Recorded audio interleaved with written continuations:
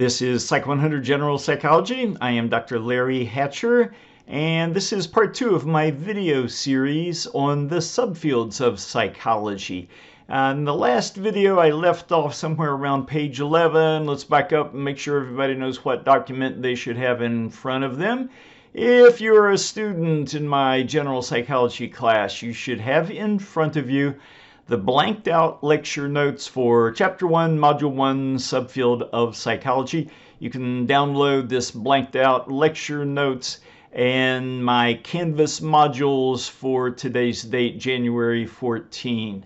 Now, I had, in part 1 of my video series on this topic, I had gotten as far as page 11 in the lecture notes.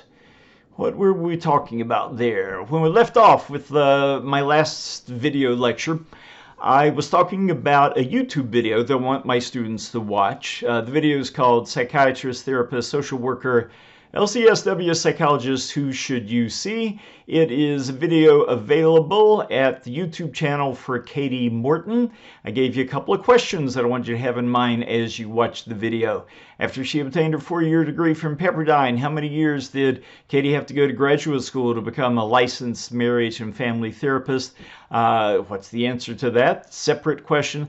Of the therapists talked about in the title, psychologists, psychiatrists, etc., which one is most likely to actually prescribe medication? You can assume that one or both of these will be on the upcoming multiple choice quiz that you'll take on the current unit. Most of the blanks in these lecture notes I fill in, but typically not for my video questions because I want you to actually watch those YouTube videos and find the questions yourself. That's where I would have filled them in if I were providing them to you. But I will give you more notes. My lecture continues.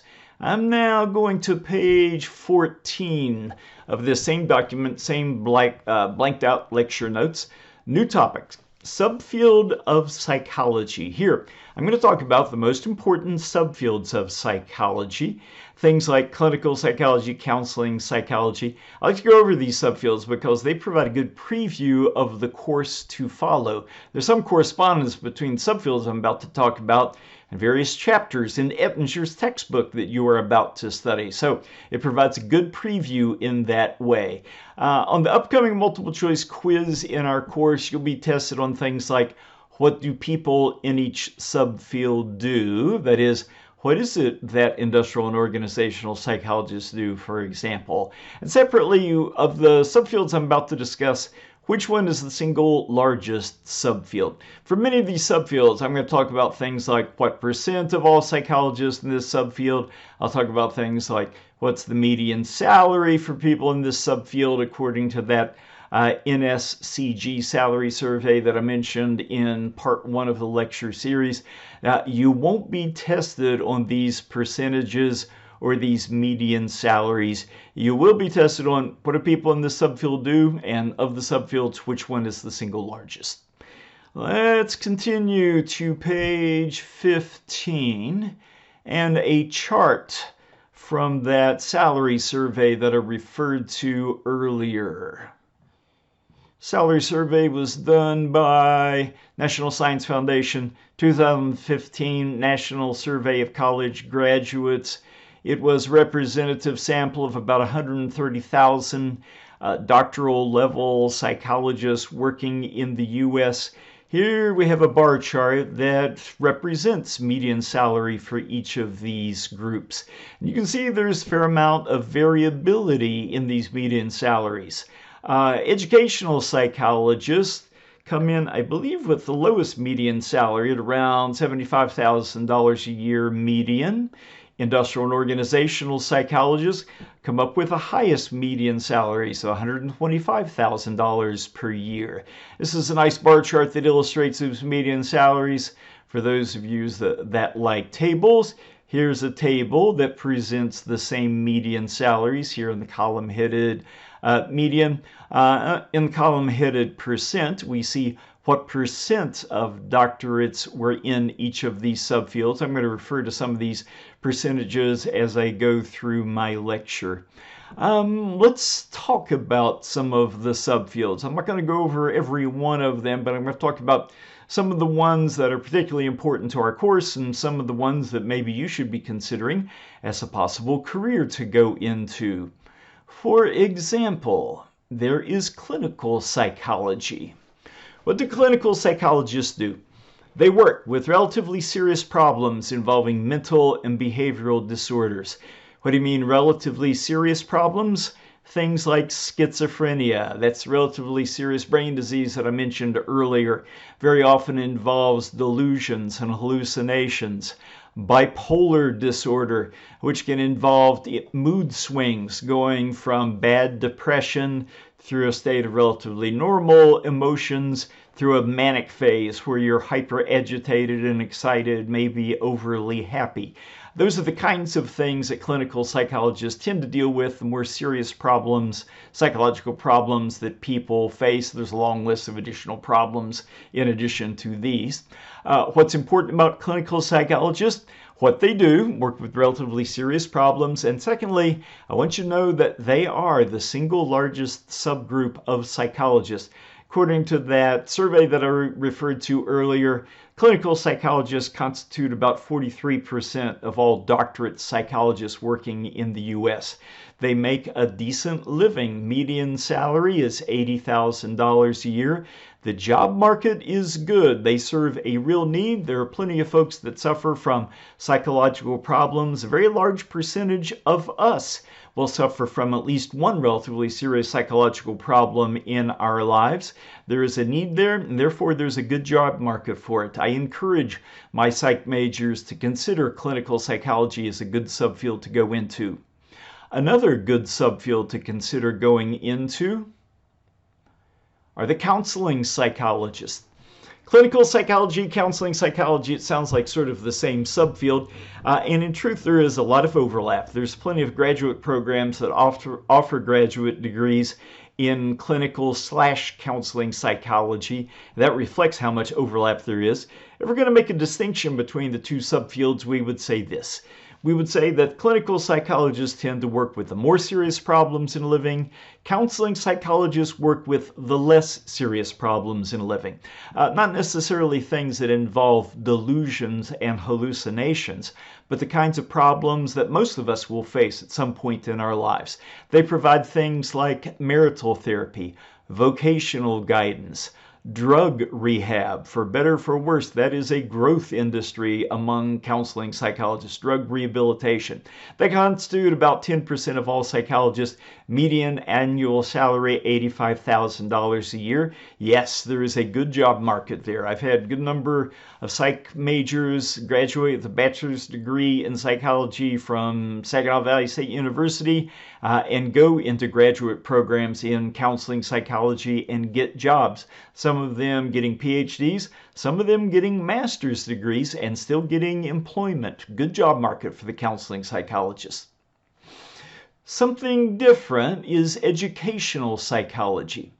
Educational psychologists conduct research on processes related to learning, remembering, and thinking.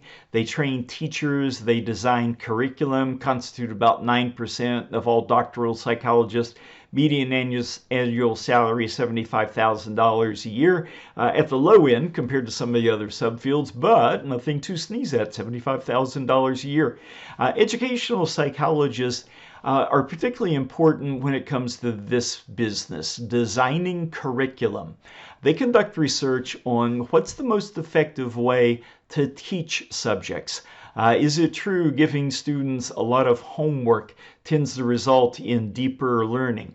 Is it true having students engage in activities during class time rather than just listen to lecture results in better learning and better retention? That's the kind of thing an educational psychologist would investigate. Now, there's going to seem a lot of similarity between the name of this subfield, educational psychologist, and the name of the next subfield. There's some overlap between what they do, but there's also big differences. I will talk about those.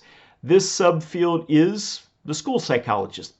School psychologists work directly with students experiencing learning problems or emotional problems. Also work with the students' parents and teachers. Very good job market for the school psychologist, even with a 3-year graduate degree. The distinction I make between the school psychologist versus the educational psychologist is the school psychologists tend to be the people that are actually down in the trenches working with the students that are having problems in learning, problems of behavior, problems of emotion in school systems, working with the students, working with their teachers, in some cases working with their parents, coming up with interventions in order to get students back on the right track. Very good job market for these. I have had phone calls from former students of mine, people who got a bachelor's degree at SVSU, went on and got a graduate degree in school psychology. The coin of the realm is a 3-year graduate degree. In some states, they call it a specialist degree. Got a graduate degree in school psychology, got a job working as a school psychologist. They called to tell me there's tremendous demand for school psychologists, that their school system needs to hire school psychologists, and they don't have enough people in the pipeline getting the degrees. So I strongly encourage people to seriously consider getting a degree in school psychology. It's one of those subfields where you don't have to get a doctorate. You don't have to get a 4-year, 5-year doctorate degree to get employment. You can get employment with a 3-year degree, and you provide a real important benefit to students and parents in our society. So that's school psychology. For something fairly different, we move to experimental psychologists. What do they do? Experimental psychologists conduct research on basic psychological processes, things like learning, memory, sensation, major emphasis on the experimental method. Many of the things that you're going to learn about in our Psych 100 course are things that were discovered by experimental psychologists. They are the ones that investigate things like how the brain works, how learning takes place, not only in human beings, but in non-human animals. Sensation, how is it that we are able to see colors? Is it true that there are species of shrimp that can see shades of colors that human beings cannot see? That's the kind of things experimental psychologists do. Employment is good and salary is good. Median annual salary for these folks, $92,000 a year. Next subfield is one that most students in this class find to be very interesting, and I do too. It is the subfield of the school psychologist, or rather the social psychologist. Social psychologists study how the individual is influenced by the social environment. They study things like aggression, helping behavior, pro-social behavior, attraction. What are the factors that determine who you're going to become friends with by the end of this academic year? Helping behavior. What are the factors that determine whether you're going to choose to donate blood this academic year? Things like aggression. Is it true that if my teenage son plays a lot of violent video games, it'll cause him to be more aggressive in real life? That's the kind of thing social psychologists study. Very fascinating subfield. Constitute about 7% of all PhD psychologists. Median annual salary, $85,000 a year. We come to my subfield, industrial and organizational psychology. You recall that this is the subgroup that had the highest median income. Industrial and organizational psychologists, what do? They study problems involving work in organizational settings.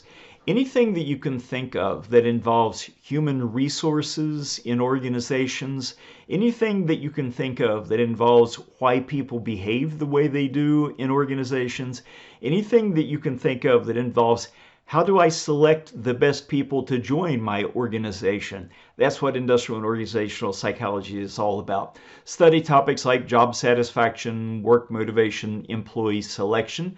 Constitute about 4% of all psychologists. Median annual salary, $125,000 a year. Yes, very good job market. I remember many, many years ago when I was an undergraduate at Marshall University in West Virginia, one of my professors took me aside. He knew that I was thinking about going to graduate school and I wasn't sure what I wanted to go to graduate school in.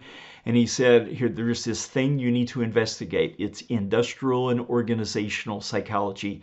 It's the best kept secret in all of psychology. There's a big demand for industrial organizational psychologists.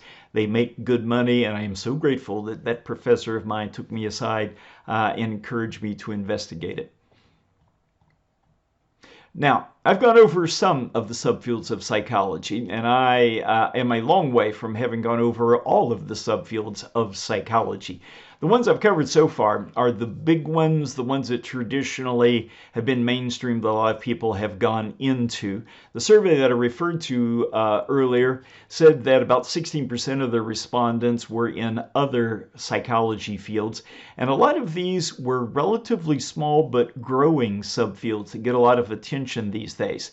Things like neuropsychology. By the way, this is an excellent place to go into. Plenty of employment opportunities for people that have graduate degrees in neuropsychology.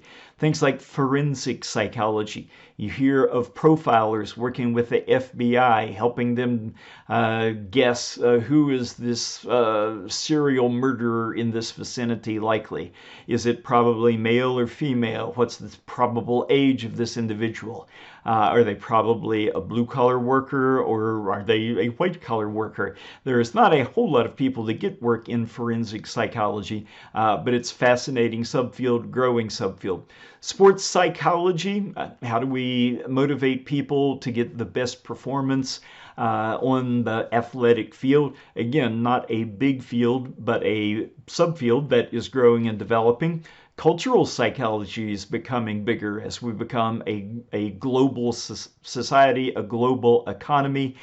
We need to understand the cultures that exist in other countries, other continents. How do the cultures of these individuals differ from the cultures that we associate with the United States? How can we design our businesses so that we will do well in these overseas markets that we want to enter? That's among the things that cultural psychologists would be interested in. If you're looking at my blanked out lecture notes, and I hope you are, and if you want to learn more about the things that I've talked about, I give a bunch of references here at the end of the blanked out lecture notes. Some of these are links that you can control click and go to the websites and dig up more information there. And this is the end of my video lecture on Chapter 1, Module 1, Subfields of Psychology. We'll have more lecturing to do for our current unit. If the videos are not posted in Canvas modules right now, look for emails from me, and I'll send emails to the class when I've posted new video lectures for our current unit.